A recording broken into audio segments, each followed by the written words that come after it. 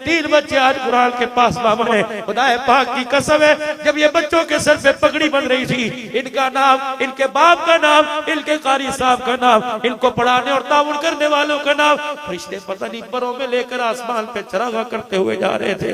फरिश्ते कह रहे थे थोड़ी देर के लिए बच्चे का नाम मुझे दे दे, ये कुरान का वारिस बन गया।